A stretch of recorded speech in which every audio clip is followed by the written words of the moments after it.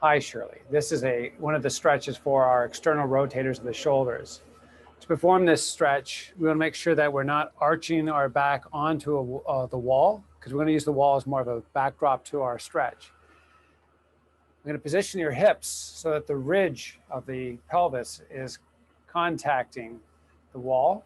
There'll be a little bit of separation in the lower back area, and then my shoulder blades on the back are contacting. I'm going to make my neck long, and I'm going to draw my chin in. I don't want to force this so that there's any tension in the neck.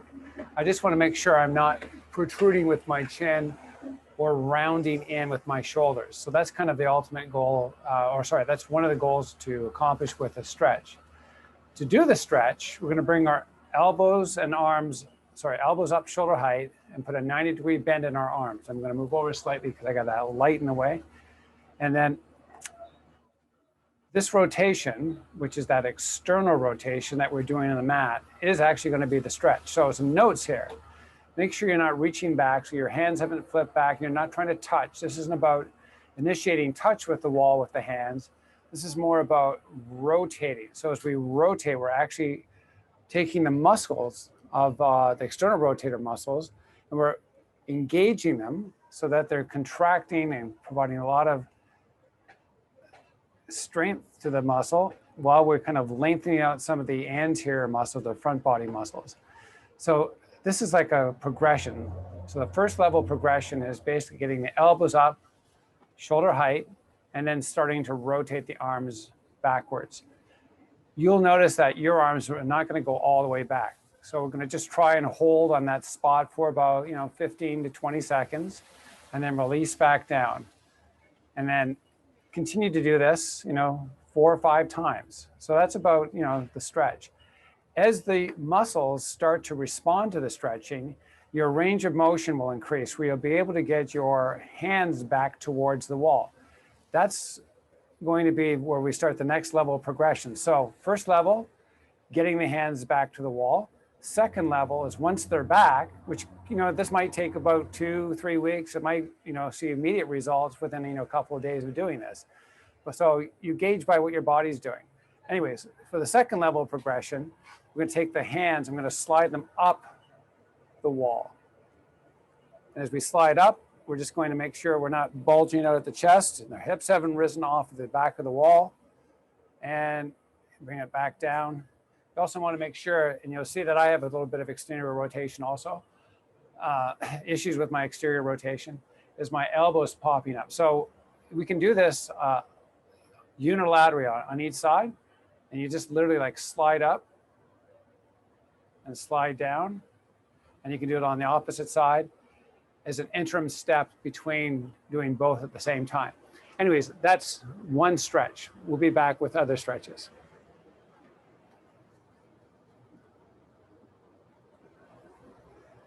Okay, so this second stretch is an internal and external. It's kind of like a twofer. You get 2 for the price of 1 stretch. You're going to need a towel or something that can provide, a reasonable level of resistance. The setup for this is very similar to the test or assessment that we used to see what aspects of the shoulder were experiencing problems. So what we're going to do is you're going to take your towel, you're going to drop it in behind your back. You're going to have one hand on the top end of the towel. You're going to bring your hand down, as far down as it'll go. And this is more for the external rotators. On the internal side of it, we're going to bring the hand up and walk it up as high as we comfortably can. And you'll see that as I do so, there's a little bit of tension in the towel now. So now I'm going to use that tension. So the first thing I'm going to do is I'm going to take my lower hand and I'm going to pull down on the towel, which is going to create a tension on the external part of the shoulder. And that's going to be the stretch for the external rotators. So as I pull down and I get, release, I can kind of work this a little more in terms of the range I'm able to work through. And I hold this stretch for anywhere between 20 to 30 seconds. And like the other stretch, I said, 5 times, but anywhere between 3 to 5 times is fine. Now, the internal rotation is just the exact opposite movement. I'm going to use my top hand to pull up on the towel. And that's going to help me stretch my internal rotators. And I can feel that's really working hard right now, but I'm holding that, again, for 20 to 30 seconds. And then I'm gonna let it go. And between sets, take a break, 30 seconds or so. And those two stretches, the internal and external, plus the first stretch that I showed, are some of the better stretches that I use anyways for external rotation. Now, some exercises. Exercises for external rotation. Why don't you try and find something? It doesn't have to be a tube band like this. It could be a flat band. It could be anything that has the ability to have tension in it. And what we're going to do is work the external rotators of the right arm first. And what you're going to do, to set this up effectively, I'm going to make sure that there's already tension in the band so it's not slack. So whether it's a flat band, tube band, whatever is fine. So I like to just wrap so I have a little bit of leverage across the band itself.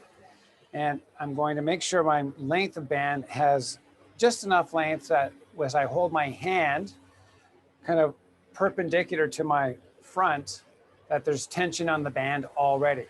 You'll notice that the position of my hand is where the palm is facing up. So we're not perpendicular to the earth. We have an upward facing palm. The aspects of my other core alignment are that my ridge of my pelvis is on the wall. My shoulder blades are on the wall. And the reason that this is important is we want to make sure we're not in an inwardly rotated body posture. So we just have a natural or neutral kind of spine. Head and neck are long. I tend to look into the camera, which is a bad habit, but nonetheless, I want to make sure that you're not protruding with the chin. Do as I say, not as I do. To affect the stretch, and the other hand position doesn't really matter, to affect the stretch, we're going to start by taking our thumb and kind of like rotating it towards the back, and then slowly letting it come towards the front. And you'll notice that I'm not following the band along. I'm keeping my left hand in position as my right hand goes through the motion, and the shoulder itself, the right shoulder, is exhibiting exterior rotation. So this has to be done where there's enough enough tension to enable you to kind of go all the way exteriorly, as far exterior as possible. The stretches are going to help some of that exterior rotation because you'll be able to have more mobility in that movement pattern. But what this is going to do is help to train the exterior rotators, the muscles, to be more effective at engaging in their concentric phase. So phase-wise, we have two phases.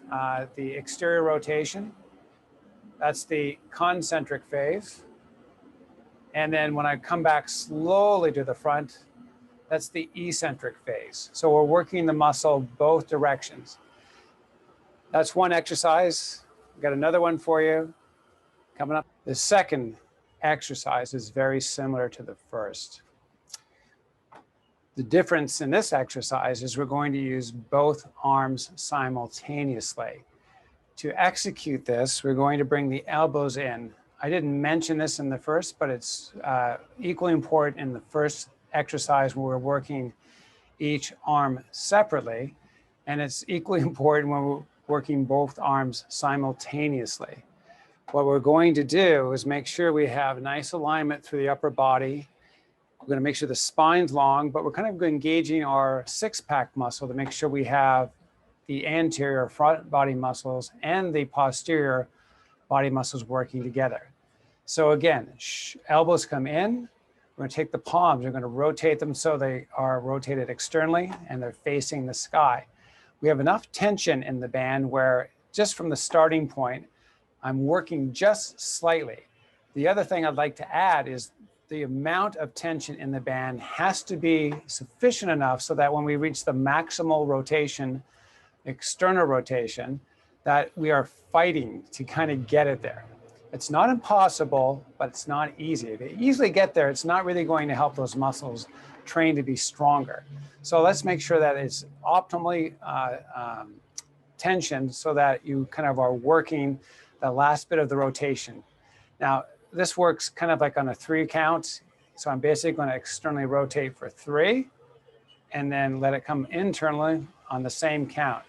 So my count is basically 1, 2, 3, and 1, 2, 3. The amount of repetitions with this, somewhere between 12 to 15. Again, if you're not fatiguing, if you think you can do 15, 20, or more, the tension of band isn't sufficient enough. So you need to kind of find that tension where right around, after 10 and into 11 and 12, that it's really like it's hard work to do it. The caveat is when there's fatigue setting in, to make sure that we're not compromising the rest of our setup. So we're not, pushing out with the chest and compromising our core stabilization. The muscles work, you'll feel the external rotators, they will start burning. You're going to feel your shoulders want to round in. The general way to do that is to kind of like take the scapula and kind of squeeze them together. We want to try to expand across the chest and rotate the outer shoulders externally. And that's the reason why we're doing this exercise. And if you try this, and please let me know if you have any questions. And if you try it, you're not generating any results, which I think you should see pretty much within about a week of doing it. Well, we'll talk anyways.